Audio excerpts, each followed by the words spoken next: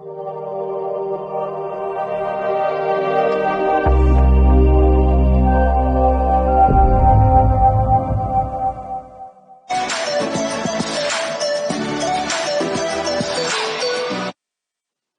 back, ladies and gentlemen. In this session, I'd first like to introduce the moderator, Anirban Ghoshal, editor, ET Insights, who will be in conversation with Kalpesh Parmar, country general manager, Mars Wrigley, India, on the subject, is rural consumption driving growth? Hital Gandhi, director, Crystal Research, who was to moderate this session, could not make it because of a last-minute emergency, and she's sent in her apologies. Anirban, over to you. Thank you so much, Ivan. Thank you so much, Mr. Parmar, for joining in and agreeing to do this for us. And I think the topic today is so contextual, especially when we all are fighting against COVID.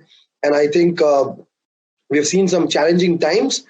So without further ado, just to set the context, we've been hearing a lot about COVID-19 and how life stalled after COVID entered our lives. But there's a bright side to the story as well. Rural incomes in India are set to grow at a steady pace of 8 to 10%. Not only are crop profits rising, but government support in the form of MNREGA disbursements are also increasing cash in the hands of farmers. So with this background, let me ask to provide us a perspective on demand from rural and urban areas in current times. So Mr. Parmar, being a part of FMCG value chain for over a decade, how do you see the COVID impact on FMCG food category? Also, everyone has been talking about reverse migration, better rural incomes, and amplified government expenditure. How different are consumption patterns in rural and urban centers, and are rural areas leading in consumption? Thanks, Anirban, and good to connect with you again. And thanks, Ivan, for the introduction. So if you look at the overall FMCG space, rural, after a bit of slowdown 1.5 to 2 years ago, the last 6 months and the next probably 18 to 24 months, rural will see a much faster growth. If I look at the last 2-3 quarters, when I see the FMCG industry data, rural is probably growing at, depending on the profile of your business, anything between 2x to 4x of urban growth. Yeah, and coming closer to our business, while we are famous for chocolates at the top end of the pyramid, but coming to the India business, we have brands like Boomer, which is very well known amongst the rural consumer. Boomer has seen some record growth numbers in the last 6 months. Along with that, are the only country in the world, India, which makes a vegetarian Snickers. Again, at 10 rupees, it's seen some record growths to the extent of high double digits. Of course, what a lot of people are seeing in the FMCG sector, a bit of essential categories growth tapering down, because now people have started venturing out in the last 2-3 months. And the consumption is moving more towards premium categories now rather than mass categories because of the festival atmosphere, etc. What's happening in future when it comes to rural? Probably next 2-3 months are crucial because of the data around COVID. So we are all a bit watchful in terms of how things pan out. But definitely, as I said earlier, the next 6 to 8 quarters, most of the FMCG companies are looking at driving better performance led by rural. Because in urban, there is a bit of stress in the hypermarket channel because of a bit of consolidation happening, because our shoppers don't want to venture out of home for longer shopping trips. So local areas is where shoppers are shopping more, or digital is where people are shopping more. And digital is not only a phenomenon in urban, but also semi-urban. And with the kind of penetration internet has achieved, it is also giving us some signs of better consumption through digital in the rural areas also. Thanks, Anirban. Mr. Parmar, would you, obviously I've been one of those, millennials who has seen the Boomer come back in its original format some 4 to 5 months back, if I'm not mistaken. That's when I saw it in my, nearby shop, which was lovely to see. You mentioned about, digitization, right? How is digitization going to impact, your category's sale in rural and how it is going to sort of, boost it in one way? How do you see that working out? And do you believe that, because we have come to the new normal and we don't know how we're going to come out of it, after the pandemic is gone, will online sales structurally improve drastically in the grocery and food segment? So we are looking at digital globally in terms of not a single country globally or any of our key markets. We are not seeing digital not being the growth driver. So digital is here to stay because of COVID. Digital is, we have to embrace digital. So a lot more internal awareness, capability building around digital is happening globally. And closer to the India business, similarly, so just to give you some numbers, in the first 2 months of COVID, we went from probably 5 digital partners to 33 partners only in the selling space. Not only partners like Jio, from whom we are learning a lot, partners like Swiggy, Zomato, Udaan, Dunzo, and there are some startups who are operating at a hyper local level for last mile delivery. So we really had to go out and connect and learn from these guys, be very humble because they were leading the way in terms of digital disruption. So we are here now talking to more than 33 partners and many more coming in. We internally run something called a digital council where many of the associates across the organization meet at a particular frequency and try to be outwardly focused, learn from how business is getting disrupted in rural, and then learn from them and implement new ways of driving consumption and serving the rural consumer. Particularly, you mentioned the council, right? And then particularly, obviously during COVID, we've seen, a quick change in consumer demand, consumer pattern, consumer consumption pattern, right? And it has varied from one region to the other, obviously posing a lot of challenges for businesses such as yourself.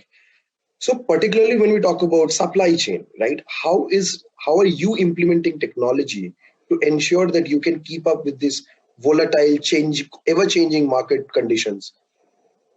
So our business is about,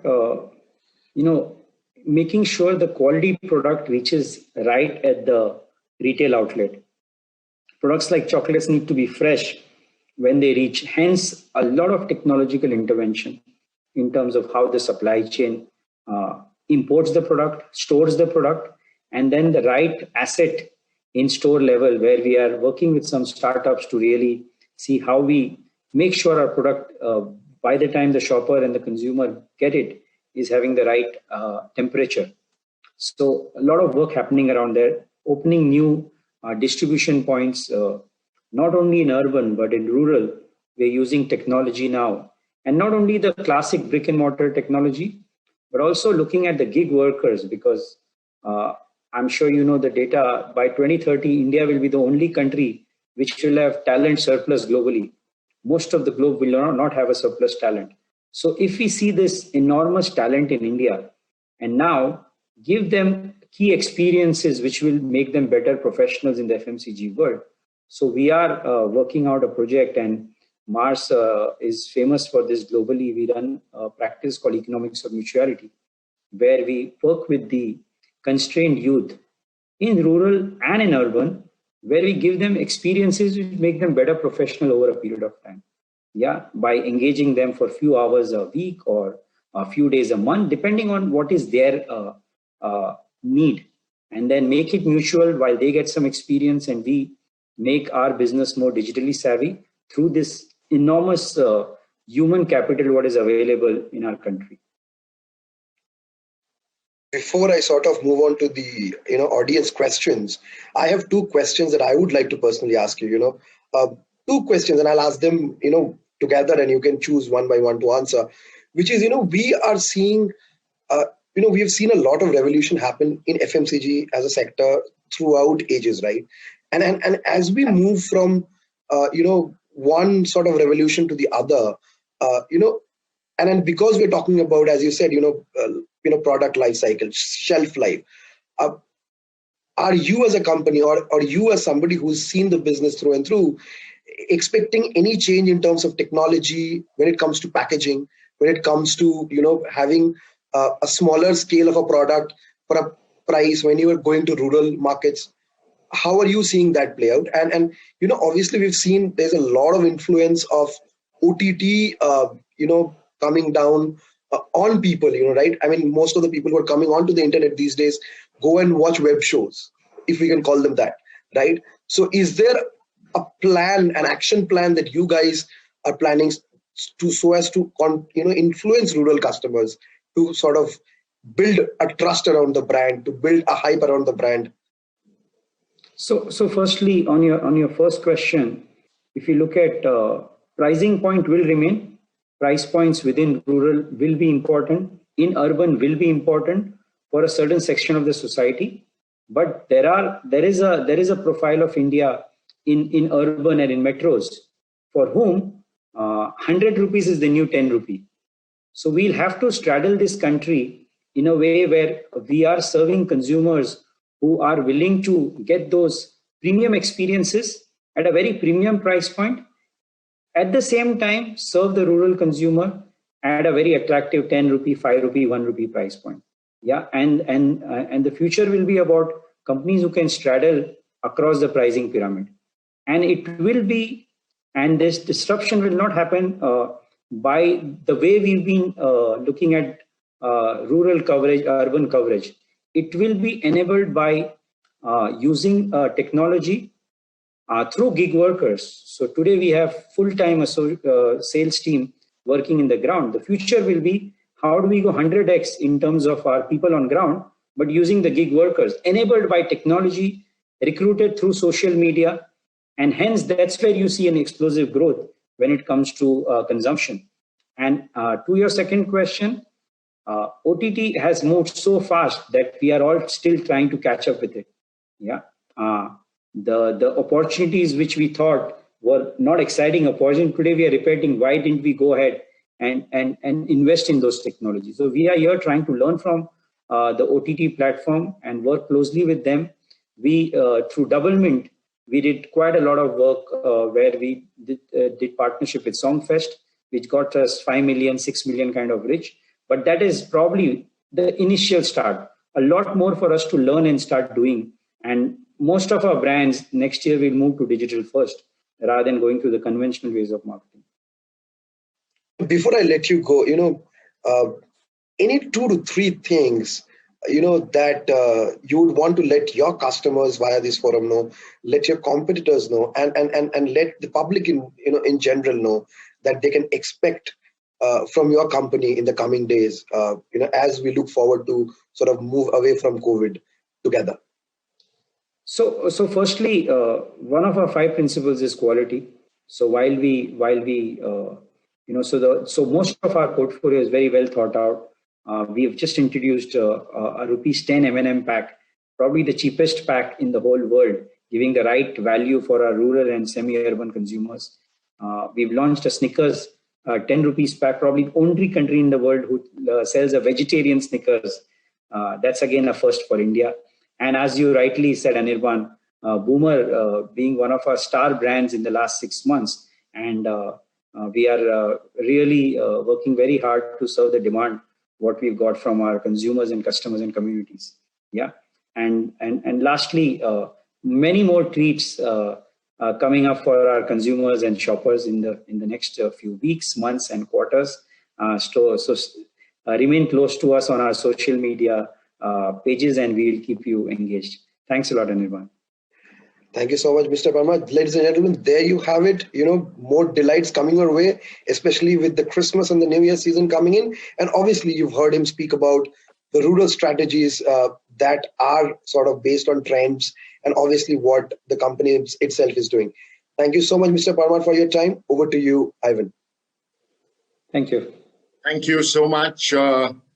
Parmar, for sharing insights on how your organization, Mass Wrigley India, is driving growth in not just the rural areas, but also the semi-urban areas.